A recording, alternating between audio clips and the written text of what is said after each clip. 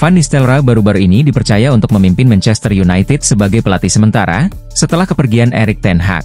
Selama bertugas, ia mencatatkan performa positif, dengan membawa Setan Merah meraih 3 kemenangan, dan 1 hasil imbang dari 4 pertandingan.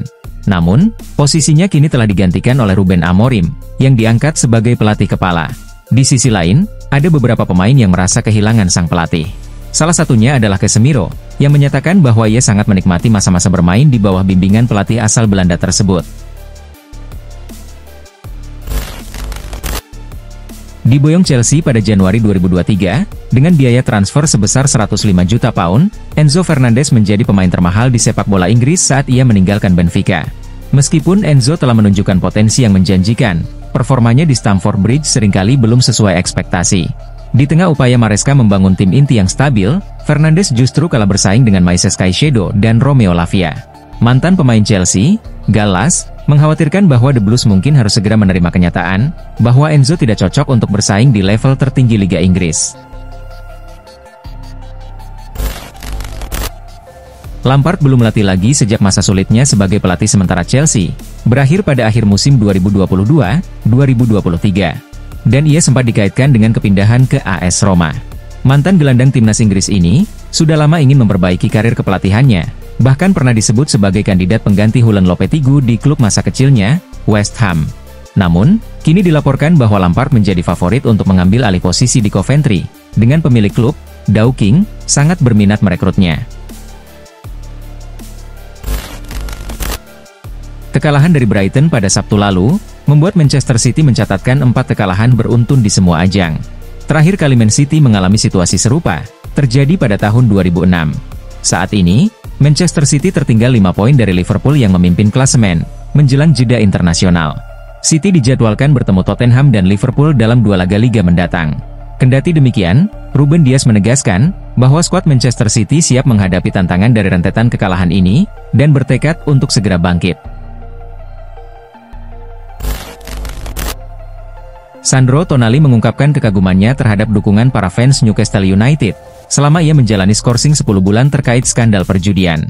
Ia juga menyampaikan rasa terima kasihnya, atas perlakuan baik yang diterimanya. "Mari kita mulai dengan ucapan terima kasih," ujar Tonali dalam wawancaranya dengan Sky Sport Italia. "Saya sudah sering menyatakan hal ini, dan akan terus melakukannya, karena sikap para fans Newcastle benar-benar di luar dugaan. Di sini, para fans tidak menghakimi siapapun, termasuk para pemain." Barcelona musim ini menunjukkan kemajuan signifikan di bawah bimbingan Hansi Flick. Tim tersebut mampu saling melengkapi dan tampil konsisten. Setiap pemain berhasil tampil cemerlang, serta memberikan kontribusi penting saat diperlukan. Namun, Ansu Fati menjadi satu-satunya pemain yang belum mencapai performa terbaiknya. Winger muda Spanyol ini tampak kesulitan memberi dampak positif bagi tim. Dengan bursa transfer Januari yang semakin dekat, waktu Fati untuk membuktikan dirinya di Barcelona semakin terbatas. Kepercayaan Flick terhadapnya mulai luntur, dan kemungkinan besar ia akan dijual pada bursa transfer musim dingin mendatang. Kontribusi gol Jude Bellingham untuk Real Madrid musim ini, tidak seproduktif musim sebelumnya. Bellingham baru saja mencetak gol liga pertamanya musim ini, dalam kemenangan 4-0 melawan Osasuna pada 9 November 2024. Sebelumnya, gol terakhirnya untuk Madrid terjadi di penghujung musim lalu. Bellingham pun merasa telah melakukan apa yang biasa ia lakukan. Namun, perbedaannya kali ini, adalah ia berhasil mencetak gol. Banyak yang membahas hal ini, karena musim lalu saya mencetak banyak gol. Tetapi, saya rasa musim ini saya menjalankan peran yang berbeda, karena kedatangan Mbappe. Napoli merekrut Bung Yorno dari Torino pada musim panas lalu, dengan biaya 35 juta euro, ditambah bonus sebesar 5 juta euro. Meski baru bergabung, Bung Yorno segera menjadi pilar di lini pertahanan tim asuhan Antonio Conte, yang saat ini memiliki pertahanan terbaik kedua di Liga Italia, setelah Juventus. Penampilan impresifnya membuat Alessandro Costa Curta membandingkannya dengan Giorgio Chiellini. Perkembangannya sangat pesat. Chiellini dikenal dengan gaya bermain yang lebih agresif, namun Bung Yorno memiliki potensi besar untuk menjadi penerus sempurna bagi Chiellini. Perpisahan antara Juventus dan Paul Pogba tampaknya akan segera terjadi. Kedua belah pihak dikabarkan hampir mencapai kesepakatan untuk memutus kontrak gelandang tersebut, yang memungkinkan pemain berusia 31 tahun itu pergi sebagai free agent. Jika benar-benar berpisah dengan Juventus, Pogba diperkirakan tidak akan kekurangan opsi untuk melanjutkan karirnya. Beberapa klub dari Inggris, Eropa, Arab Saudi, dan Amerika Serikat dilaporkan tertarik merekrutnya. Presiden AC Milan, Paolo Scaroni, menegaskan bahwa klubnya adalah satu-satunya tim sejati di kota Milan. Sebuah pernyataan yang semakin memanaskan rivalitas dengan tetangga mereka, Inter Milan. Pernyataan ini diungkapkan menjelang perayaan ulang tahun ke-125 Rossoneri. Lihatlah saya sekarang, setelah bertahun-tahun saya menjadi presiden, satu-satunya tim di Milan. Terus terang, hanya ada satu tim sejati di Milan, dan itu memberi saya perasaan yang luar biasa, ujarnya. Romelu Lukaku mendapat sorotan karena penampilannya yang kurang impresif saat Inter Milan menjamu Napoli di akhir pekan lalu. Pemain berusia 31 tahun tersebut dinilai sebagai salah satu yang terburuk di lapangan. Di sisi lain, Osimhen yang dipinjamkan Napoli ke Galatasaray menunjukkan performa gemilang di Liga Turki. Dalam 6 laga liga pertamanya, Osimhen telah mencetak 6 gol dan memberikan 2 assist. Selain itu, dia juga berhasil mencatatkan 2 gol dan 1 assist di Liga Eropa. Hal ini pun memicu perdebatan di kalangan para fans, dengan menyebut, Osimhen masih lebih baik untuk Napoli. Isak menunjukkan performa impresif untuk Newcastle, dan mencetak gol dalam 4 laga terakhirnya, termasuk gol penentu kemenangan saat melawan Arsenal pada 2 November lalu. Striker berusia 25 tahun ini, telah mencetak 35 gol dalam 61 penampilan di Premier League.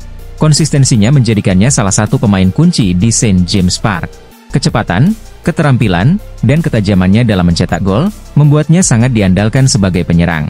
Merson pun menyayangkan Arsenal, karena tidak berusaha merekrut Isak pada bursa transfer musim panas lalu. Menurutnya, Isak bisa menjadi aset penting bagi lini depan The Gunners. Arsenal kerap dikaitkan dengan Pedro Neto, selama ia membela Wolverhampton. Namun, winger asal Portugal tersebut justru memilih bergabung bersama Chelsea, dengan kontrak selama 7 tahun. Neto pun berhasil mencetak gol pertamanya di Premier League untuk Chelsea, saat mereka bermain imbang melawan Arsenal. Mantan pemain Arsenal, Theo Walcott, meyakini bahwa klub London Utara itu seharusnya lebih agresif dalam mendatangkan Neto pada bursa transfer musim panas lalu. Ketika berbicara soal Neto, dia adalah tipe pemain yang bisa didatangkan Arsenal, untuk memberikan persaingan di skuad, ujar Walcott. Mohamed Salah kini telah mencatatkan 10 gol dan 10 assist di semua ajang. Menempatkannya di posisi teratas daftar pencetak gol di Liga Inggris, hanya di bawah Erling Haaland. Meski telah memasuki usia 30-an, Salah masih tampil gemilang, membuktikan bahwa dirinya tetap berada di puncak performa. Saat banyak pemain lain mengalami penurunan di usia ini, Salah justru tetap tajam di depan gawang. Legenda Liverpool, Ray Houghton, bahkan membandingkan dedikasi dan etos kerja Salah dengan Cristiano Ronaldo. Menurutnya, Salah layak disejajarkan dengan Ronaldo, berkat komitmennya yang luar biasa dalam menjaga kebugaran dan performa. Menurut laporan Sky Germany, Manchester United dan Arsenal tengah memantau situasi Leroy Sané dengan cermat. Di sisi lain, Bayern Munich berupaya mempertahankan sang pemain, namun ingin memangkas gajinya. Sané sendiri, dikabarkan ingin tetap bertahan di Allianz Arena, tetapi belum jelas apakah ia akan menerima tawaran tersebut. Laporan itu juga menyebut, bahwa Sané tidak akan hengkang pada bursa transfer Januari. Akan tetapi, semakin lama negosiasi berlangsung, semakin besar peluang mantan pemain City itu akan pergi secara gratis, pada musim panas mendatang. Erik ten Hag pertama kali bergabung dengan Manchester United, pada tahun 2022. Selama 2 tahun melatih Setan Merah, ia sukses mempersembahkan trofi Carabao Cup dan FA Cup. Namun, beberapa pekan lalu, Ten Hag menghadapi situasi sulit, setelah Manchester United kalah dari West Ham di Premier League, yang berujung pada pemecatannya. Menurut laporan Fitch Hughes, Ten Hag berpotensi segera kembali melatih. Ia disebut-sebut menjadi kandidat kuat untuk posisi manajer AS Roma. Bahkan, klub tersebut dilaporkan telah menghubungi Ten Hag, dan menyatakan minat mereka untuk merekrutnya. Beberapa hari terakhir, polemik sempat muncul terkait Mads Hilgers. Ia dikabarkan mengalami cedera hamstring, yang membuatnya diragukan bisa memperkuat timnas Indonesia, namun justru bermain untuk 20.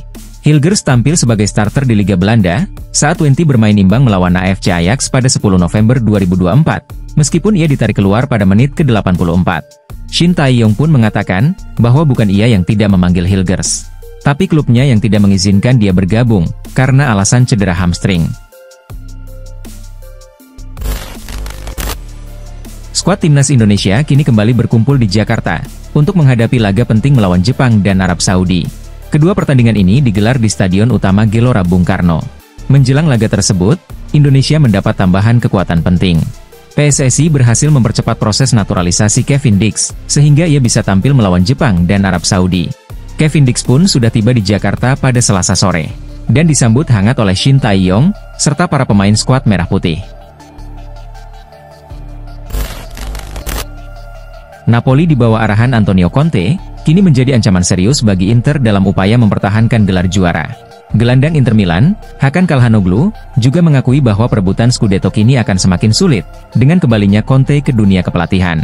Seperti diketahui, Napoli asuhan Conte berhasil menahan imbang Nerazzurri, dan hasil tersebut belum cukup untuk menggusur Partenopei dari puncak klasemen. Calhanoglu bahkan mengakui, bahwa kondisi Inter saat ini tidak sekuat musim lalu, sementara Napoli di bawah Conte melaju dengan mantap di jalur juara. Bek Timnas Indonesia, Rizky Ridho, baru-baru ini dibandingkan dengan Kapten Garuda, Jai Idzes, oleh netizen Indonesia terkait kemampuan akselerasi mereka. Namun, Ridho justru merespons dengan candaan mengenai perbedaan kualitas lawan yang dihadapinya. Jauh berbeda, dia lawan Inter, saya lawan Madura, ucap Ridho kepada media. Ia juga menegaskan, bahwa saat ini skuad Timnas Indonesia berada dalam kondisi prima, dan siap menghadapi laga melawan Jepang dan Arab Saudi. Pada musim lalu, Wataru Endo mencatatkan 44 penampilan di berbagai kompetisi bersama Liverpool, dengan kontribusi 3 gol dan 1 assist. Namun, musim ini ia lebih sering menghabiskan waktu di bangku cadangan, dan sejauh ini baru tampil 8 kali di semua ajang. Kondisi tersebut memunculkan spekulasi tentang masa depan Endo. Kabarnya, pemain asal Jepang ini mulai merasa tidak nyaman di Liverpool, dan ingin mencari klub baru. Menurut laporan Football Italia, bahwa pemain berusia 31 tahun ini telah menjadi incaran sejumlah klub Eropa, salah satunya AC Milan. Saat ini, Theo Hernandez masih memiliki kontrak dengan AC Milan, hingga musim panas 2026. Meskipun kontraknya masih cukup panjang, masa depannya sering dianggap tidak menentu. Kabarnya, ia berpeluang pindah ke klub lain, karena negosiasi kontrak barunya dengan Rossoneri mengalami penundaan. Terbaru, beredar kabar, bahwa situasi Theo di Milan semakin tidak jelas. Rumor ini dilaporkan oleh Calcio Mercato, yang menyebutkan bahwa sang bek meminta kenaikan gaji yang cukup besar. Saat ini, ia menerima gaji 4,5 juta euro per musim. Namun ia dikabarkan meminta kenaikan signifikan, hingga 6,5 juta euro per musim. Manchester United diketahui sedang melakukan perombakan skuad, untuk meningkatkan kualitas tim agar bisa kembali kompetitif. Salah satu area yang ingin diperkuat MU pada tahun 2025, adalah sektor bek tengah, karena beberapa bek tengah mereka diperkirakan akan hengkang di musim depan. Menurut laporan Fichajes, MU kini mengalihkan perhatian mereka ke Jerman, dengan ketertarikan pada Jonathan Tah dari Bayer Leverkusen. Setan Merah disebut tertarik merekrut Tah, karena rekam jejaknya yang impresif. Selama jeda internasional kali ini, Timnas Norwegia dijadwalkan bertanding 2 kali di UEFA Nations League, melawan Slovenia dan Kazakhstan. Kemenangan di kedua laga ini sangat krusial bagi Norwegia, karena akan memastikan kelolosan mereka ke babak selanjutnya. Demi meraih hasil maksimal, pelatih Solbakken memanggil semua pemain terbaiknya, termasuk Martin Odegaard. Namun, sang gelandang memilih absen dari panggilan tersebut, karena khawatir cederanya akan kambuh. Untuk menghindari risiko, Odegaard memutuskan tetap tinggal di Arsenal selama jeda internasional ini. Real Madrid tengah menghadapi masalah serius di lini pertahanan, terutama karena sejumlah bek tengah mereka mengalami cedera. Situasi ini membuat Los Blancos berencana untuk membeli bek tengah pada bursa transfer musim dingin mendatang. Menurut laporan dari Marca, Real Madrid berencana merekrut Gerard Brandtwaite dari Everton.